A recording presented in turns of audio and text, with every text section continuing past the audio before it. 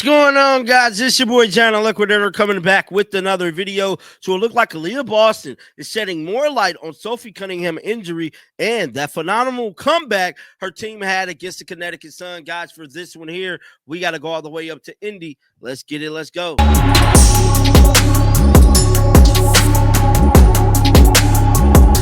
Giving the Indiana Fever girls a lot of slack for having these podcasts. Now, we know a lot of players got podcasts. Angel jumped off of one her rookie year last year. Now, Caitlin Clark, I doubt if Caitlin get a podcast. She just don't seem like she got the time to me to do that. She's just completely a basketball chick. But I think it's pretty dope, man, because we get more content to report on, and we get an extra inside look into the team, something we never had before with reporting on this team. I think it's just the coolest thing ever. We've seen a lot of these podcasts generate a lot of money, man. These athletes is making another revenue. Getting another revenue for themselves. And, we all should support it, especially the Indiana Fever Girl podcast. Sophie did her podcast yesterday. It was phenomenal. We got new information hearing it straight from the horse's mouth about Bria Hartley, about being fine, just about a lot of different things.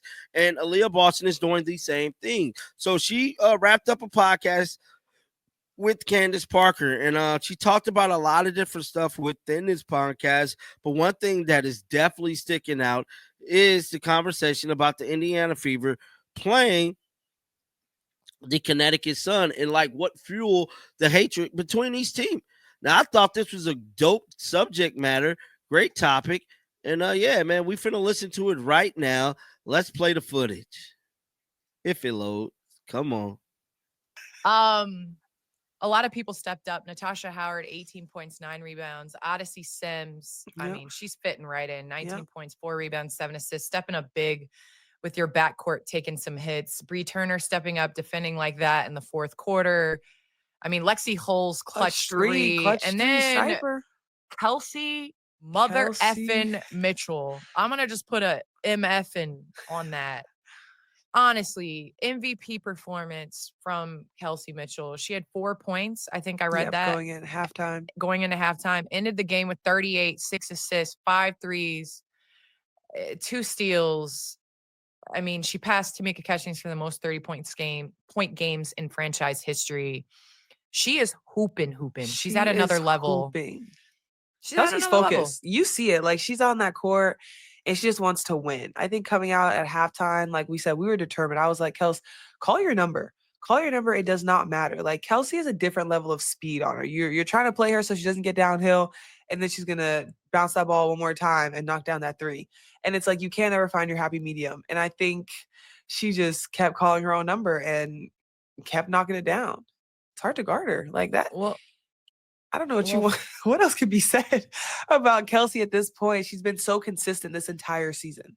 Well, for those of you that are new to the WNBA, Kelsey Mitchell has been about this, to be honest with you. And, we kind of throw out the numbers of a Giannis Antetokounmpo. And, okay, just calm down where I'm going. But, his MVP seasons aren't as a result of his numbers. It's usually how his team performs. And with Kelsey Mitchell, she's been putting up numbers like this. It's just the Fever hadn't been winning. And you realize, like, you get that type of reputation in the league of being a hooper, being able to put the ball in the hoop, and the scouting report proves that. And so now you all are stacking wins.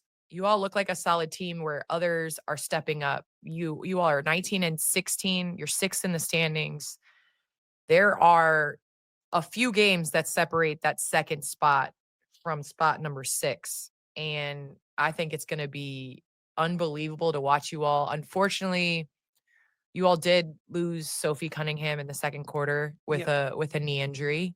And obviously we send our thoughts and prayers out to Sophie. You all have had a lot of tough times, I would say. And I think adversity obviously builds character and it reveals it. And you all are right now, and during this stretch, a lot of people have stepped up. Yeah, no, I think so. Like I said, I feel like this entire season, it's been something here, something there, something over here. But for us, it's about everyone that's in our locker room, like their heads stay up, like that's just what we've done all season. And so it doesn't, like, the feeling doesn't go away of like, dang, like one of our sisters just went down. It's like, okay, you know what? We got to continue to play for her.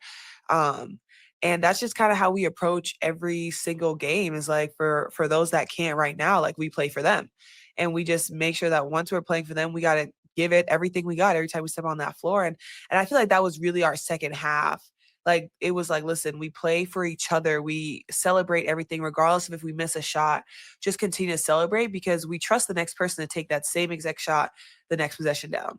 Well, it shows. And I think there's a connectivity and there's a belief that certain teams have to have. It's that next up mentality, and next up in obviously the players, but also next up in what's the schedule, and the belief that you're only as good as your next game. Yep. And you all have a difficult schedule coming up. So in that in that belief, you are only as good as the Lynx at home, the Lynx away, the Storm at home, the Sparks away, the Valkyrie away, the Mercury away, and the Sky at home. Those are your remaining 7 games in the season. Has there been conversations about how you all are going to kind of finish up heading into the playoffs? Honestly, our goal has really just been take it one game at a time. Like, we're not looking too far ahead. Like, right now we're looking at Minnesota on Friday. And then obviously we play them again on Sunday. And so for us, it's just, listen, we're focused on the Lynx right now. That's our only mindset. I feel like, especially because this season has just not been perfect in the sense of everyone always being available. It's like, listen, be where your feet are. Focus on what's next. Look at it one game at a time. And that's really just been our approach, because you can't overlook anyone. You can't be like, oh, I can't wait to get to this game. Oh, we got to get our look back here. Like, that's just, we can't even do that. So right now we're focused on the Lynx. It's kind of crazy because we've only played them. Technically, we haven't throughout our season other than the Commissioner's Cup. So it's kind of crazy that now we're meeting each other. So that was Aliyah Boston speaking about meeting with the Minnesota Lynx. We know they played them in the Commissioner Cup. Here's my take on it. It's gonna be a hard next 2 games, bro. They got the Lynx 2 times in a row. Physical game, hard fall game. The Lynx is the number 1 team in the WNBA. Do I believe Indiana Fever can win 2 games versus the Lynx? No, I don't. I gotta be honest, bro. I just gotta be real. I don't see them winning 2. Could maybe get one? Maybe get one. Some people might say they might lose them both. I don't know if they lose them both, but I definitely do not see them winning 2. Not at all. If they win 2, bro, I'm gonna be blown away. If they beat them 2 times in a row, I ain't lying. That'll be 3 times in the season they to beat them. But we know basketball is about matchups, man. Every team is different. Every team got matchups. But when we beat them the first time, we had Caitlin. Well, nope, Caitlin didn't play. Nope, Joe didn't. Let me stop myself right there. We had Sophie Cunningham, and we had Sid Coates, and we had Ari McDonald too. We had players that was balling, and these players ain't here no more.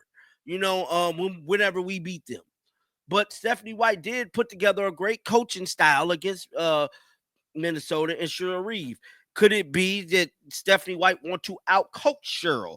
Very much so. But can they pull it off? I don't know. Not 2 times in a row. But I want to know you guys' thoughts in the comment section right now. Keep them bells on, because I'm coming right back with another one. You do not want to miss it. And like always, man, until next time, shake the haters off. I'm out of here, baby. Peace out.